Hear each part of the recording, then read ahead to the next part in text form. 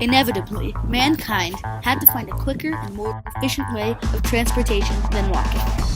However, the evolution was not the same everywhere as cultures developed individually. Thus, we have various types of transportation depending on the origins and time periods. So, what are the different types of transportation around the world?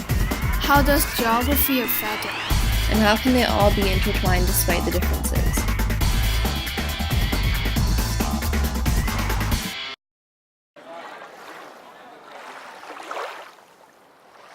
Venice has a very unique geography, as it is essentially made up of many small and condensed islands connected by bridges and canals. In the 7th century, Germanic tribes like the Goths and the Vandals attacked Rome. The Venetians migrated to the island of Venice off the coast of Italy. With such a wet city, it was most convenient for the Venetians to make a canal system for transportation. It slowly became a large part of their culture. To this day, people of Venice still get around by boat. Although Venice has developed a lot since ancient times, transportation is still very similar nowadays.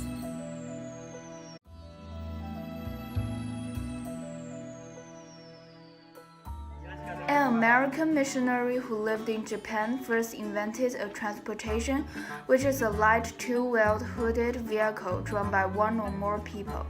This transportation has really big wheels, and on the top of the wheels there is a seat. The rickshaw symbolized the power in society.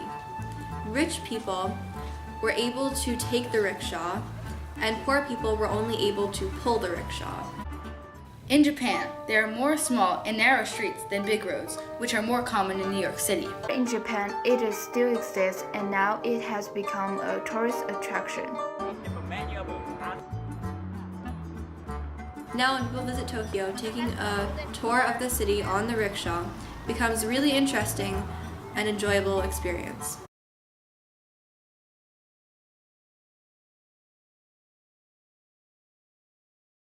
When it comes to diverse transportation, cold weather plays an enormous role. Alaska highlights this perfectly, as some of their unique ways of transportation revolve around snow. It was first used for the gold rush, as settlers in search of gold traveled by boat to the coastal towns of Seward and Kinnick, only accessible by dog teams during the winter. Moreover, the police often used dog sleds to maintain order around gold mines in the late 1800s. After the gold rush, the use of dog sleds died down until Dorothy G. Page in 1964. She was intrigued by the history of the trail and sled dogs and thought of a race that combined the two. Then, with the help of friend Joe Reddington and his wife Wade, the Identical was born.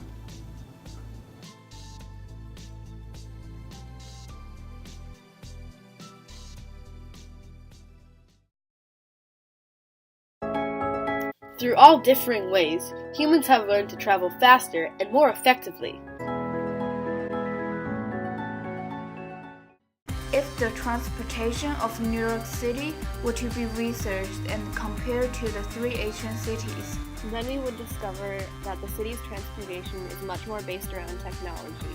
All three ancient cities we researched were developed for convenience, based off the terrain and geography. Venice uses its water, Tokyo uses its narrow roads, and Alaska utilizes its constant snowfall. Therefore, in New York City, its transportation would be based around its wide roads and the development of technology. Please watch the gap between the train and the platform.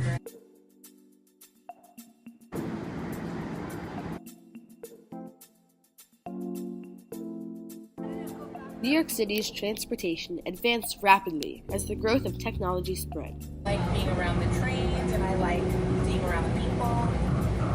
Because being on trains is not like a regular place, it's like a special place. All kinds of very special people get on the train. People that you don't see other places get on trains. Yeah. New York has always been a fast-paced city. People are always rushing to get places. The city grew more and more to fit its needs of residents and find a quicker way to get from one place to the next. The subway system is the perfect way to accomplish this. On the first subway's opening, over 100,000 people rode on it. If boats in Venice were to be compared to one mode of transportation in New York City, it would have to be the car, as simple as that sounds. In Venice, boats were used as a personal mode of transportation, as are cars. This goes to show that with so many people living there, New York City can't function as well without its public transportation. Transportation is the basic needs in humans' daily life. There are plenty types of transportation. What makes the transportation in New York so different from other cities? Some cities are different because of the differences in culture, others because there is a faster or slower way of life, and some because the ways of living are differing. From Mr. Chow's presentation, we can see that there is such a big difference between the bus in New York City and the bus in Korea. And also we can see how transportation evolved according to the daily lives of people in New York City. Taxis are one of the most common transportations around the world. The reason why it becomes so widely used is because of its convenience and efficiency. However, because of traffic jams and the prices, nowadays people prefer to take subway. So, what's the differences and similarities between taxis in New York and the rickshaw in Tokyo? Compared to the rickshaw, which needs human power, the taxi can move much faster because it is almost 100% based on technology, which will save more time. Moreover, taxis are much less environmentally friendly than rickshaws. Like taking the rickshaw, people can have a really good view of the city by taking a taxi while traveling. However, you can't really experience the local life of the native residents in the city on a taxi, like you can on the rickshaw. For 155 years, horse carriages have been available to New Yorkers and tourists in New York. Soon, it had been discovered as the best way to see the 843-acre park, and thus became widespread in the city. Today, these carriages still have an important function in New Yorkers, as Sunday carriages line up for visitors at Central Park every week. Horse carriages has proven one of the most reliable forms of movement in New York. Today, carriages hold tours which allow the public to experience the park. Since New Yorkers don't have the luxury of barns and thus are not able to experience horses, horse-drawn transportation is a way for citizens to meet and learn about real working horses. The horses are treated very well. Horses don't work any more than 7 hours a day. There's 2 horses for every carriage, one for the daytime, one for nighttime. And they get shot like every 5-6 weeks. And they get 5 weeks a year vacation. We send them either to Lancaster, Pennsylvania to farms, or else upstate New York to farms. Treated very well. Is it better on? Horse and carriage business has been here for over 100 years. They've been going through Central Park ever before the car was invented. So, just over 100 years.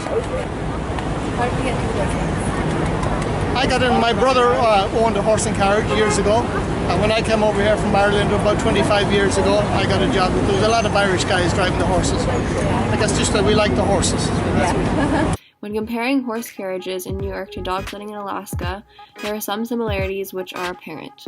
They both allow people to experience the land around them in a way that they could not using any other means of transport. Horse carriages can hold up to 6 people, not including the driver. Horse carriages have wheels, whereas dog sledding does not need them because snow allows the sled to be moved. And both have living animals attached to a structure in which a person can sit. While these are only some of the differing or similar aspects of the 2 forms of transportation, there are many points to touch upon regarding the topics.